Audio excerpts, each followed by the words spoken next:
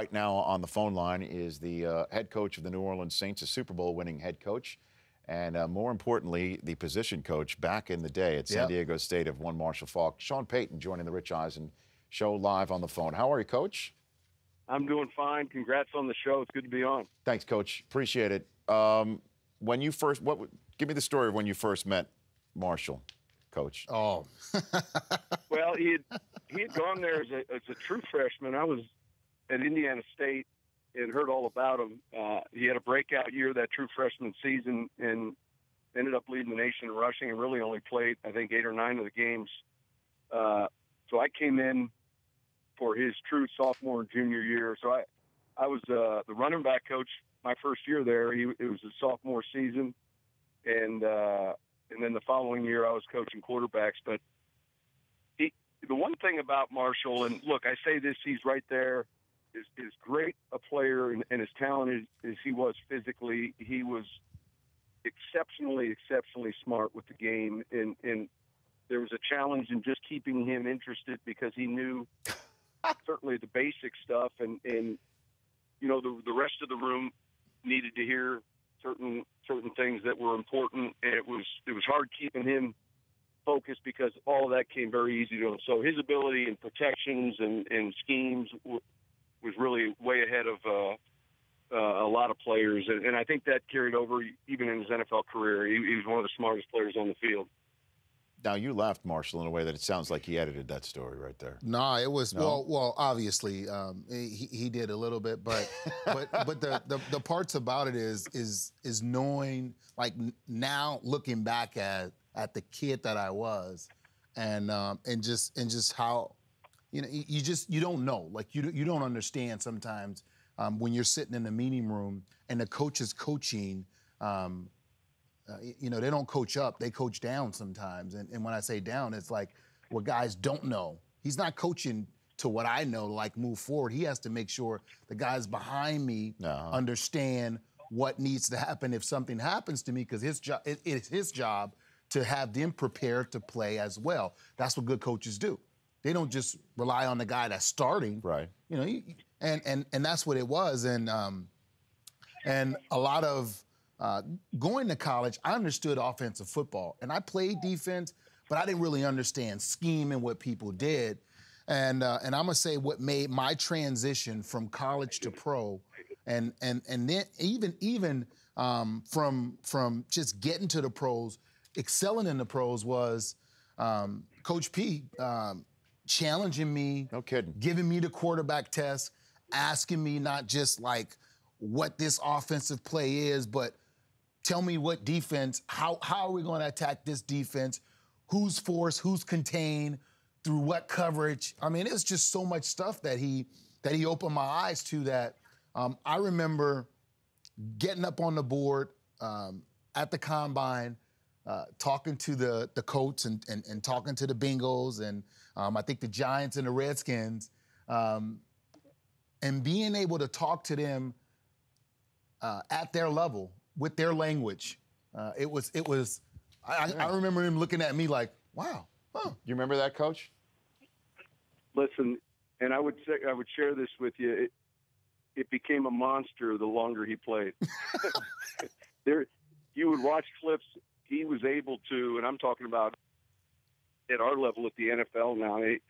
When you watch him on the sidelines adjusting protections and having insight and input, I think that coordinators, play callers trusted, certainly Mike Martz, the flexibility it gives you when your runner is able to see the very same things the quarterback's seeing. And so, you know, it was apparent that he was gifted that way early in his career, and then it was just a matter of, hey, how do you keep him occupied and how do you find a way for him to get something wrong on a test? It's hard to do.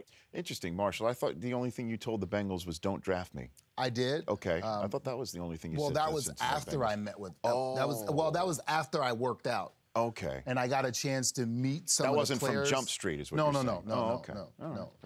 It was after. Coach Payton, your Saints on the bye week right now. I'd love for you just to generally assess them, assess your team right now as you're matriculating through your season. Well, look, through 5 games, it's easy to see we haven't played as good as we'd hoped to. We were able to get the win last weekend in overtime against Tampa Bay, and I think there's a number of things that we're going to have to do better in order for us to have the type of season we're wanting to have. I thought our ability on defense last week to stop the run was much improved. I thought guys fit their gaps well. But the next stretch of football we're getting ready to play is going to be challenging, and we're going to have to be better in the giveaway takeaway market. That's the only reason we win last weekend, -2 in the turnovers, is because of the penalty differential. They had 157 yards negated in penalties, Tampa, that is, and that kind of offset the turnovers. So I think there's enough stuff for us to clean up. And the bye also comes at a time where a few of our guys that are nicked up from the game we just played can get healthy. But we haven't played as well as we hoped, and we're working to fix that now. Hey, Coach, I always felt like a head coach, you can really tell who he is by how he handled the losses. All coaches can handle the wins. How do you handle the losses, and what's the difference? The loss to Atlanta and the loss to Cleveland, they were kind of similar, but the loss to Dallas was just I hadn't seen the team play that way under you in I don't know how long. How do you handle the difference in the two and the three losses, I guess, although two were the same? Well, I think number one, what's very important coming in on Mondays after wins or losses is eliminating what appears to be the noise. You know, oftentimes some of your good tape work, there's all been games where we've won and we really didn't play that well, and you can kind of get fooled into everything's fine and there's a ton to clean up. I think the same thing can apply in a loss. You know, there's some things we did well, and yet let's make sure when we walk in the building on Monday that we're not allowing oftentimes those people closest to us to remove us from the problem. In other words, you know, if my mom were alive, she'd be saying, well, they need to get you better players. And then the defensive lineman's agent and girlfriend is talking about, well, they need to cover better and they need to be able to run it. So we have these people in our lives that can actually remove us from the problem when we're not having success. And those same people, and bless their hearts, when we're having success, will push us closer to the reason than maybe we should stand. And so trying to be upfront with the corrections and recognize here's the things that are keeping us from winning games, specifically this game. And, you know, as a coach, you find yourself, you know, coming off of wins, kind of pushing for making sure they understand, hey, we're not as good as we think we are. And then off of losses, look, we can get this cleaned up and be just fine. And I think that's very applicable in these last few weeks. Certainly coming off the Dallas game, making sure they understand, look, this game got away, and here's why it did. Now we're in a sprint. We're in a literal sprint to improve. And the teams, look, there's a bunch of teams sitting at 3-2 and 2-3 right now. And the teams that separate themselves here down the stretch during the middle half and the last half of the season are the ones that they're going to improve the most from the early weeks to how they're playing later in the year. And let's talk about your quarterback. I mean, I've watched and I've been on record and I'm saying, and I'll say it to you, I said, okay, Drew is in a little bit of a slump. I've seen him miss throws that I don't usually see him miss. What do you do? Well, first, if you see the slump or you see the things that he may be struggling with, if it's mechanical or not, what do you do to get him back on track? Well, I think number one, mechanically, he's doing fine. He's got a great routine. You know how his preparation is. Certainly, he missed some training camp with the oblique injury, and you know it's the first time in a while that he didn't take most or all the reps that he normally would have in training camp. I think the number one thing to ensure good quarterback play is playing well defensively and running the football, and we can control the latter and the first part. You know, I think our rushing numbers are up, and yet, you know, he still ended up throwing the ball 57 times the other day, which is too much for my liking, and I can directly affect that. And then I think as our defense continues to improve, there needs to be We need to remove the stress that we got to score on every possession. Obviously, we think that way, but I think that he's his own toughest critic, and he's going to look closely at some of the throws that you're alluding to. But I think from a training standpoint, arm strength, mechanics, this guy's going to be fantastic as the season goes on, and I think that, hey, we've got to look closely at painting the picture around them, be it the receivers, the tight ends, the backs that are out in the routes. We can't fool them with certain things or looks that he's counting on, and all of a sudden it's a little different. I think our running game has improved this year. The numbers are way up, and we've got to continue to lean on that as well. And I think that being said, all of a sudden playing that position becomes a lot easier.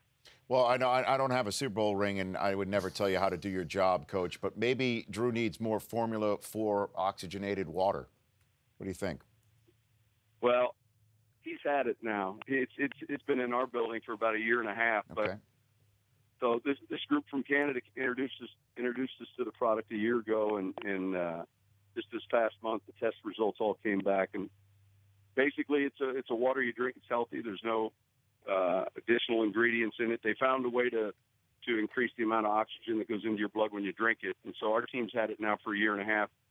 I swear by it's been a difference maker just within our training. And I think when you get into those mile workouts or 20 minutes or longer workouts where it's a cardio burn, I think you're going to see a dramatic result. Well, Coach, I know you're involved with that water, and I really appreciate you taking your time on your bye week to phone in and hang out with your old running back right here, who hasn't changed a bit, by the way, not a single bit. A little bit. He's the best.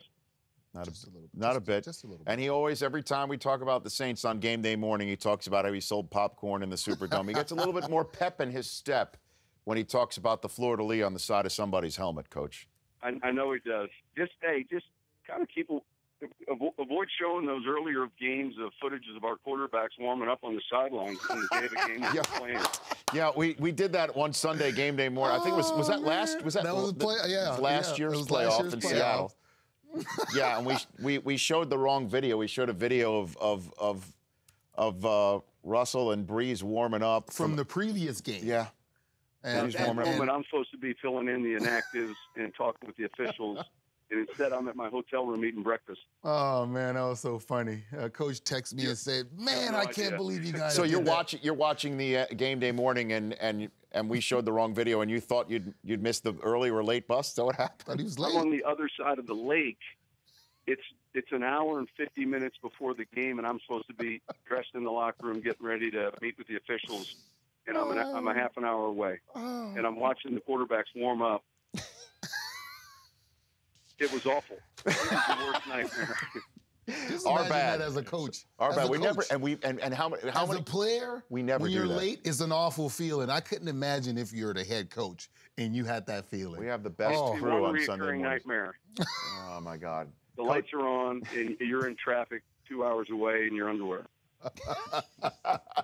Coach, thanks for joining us. Appreciate it, and good luck down the road. Hopefully we'll chat again soon. Man. All right, guys. We'll see you. You bet. That's Sean Payton.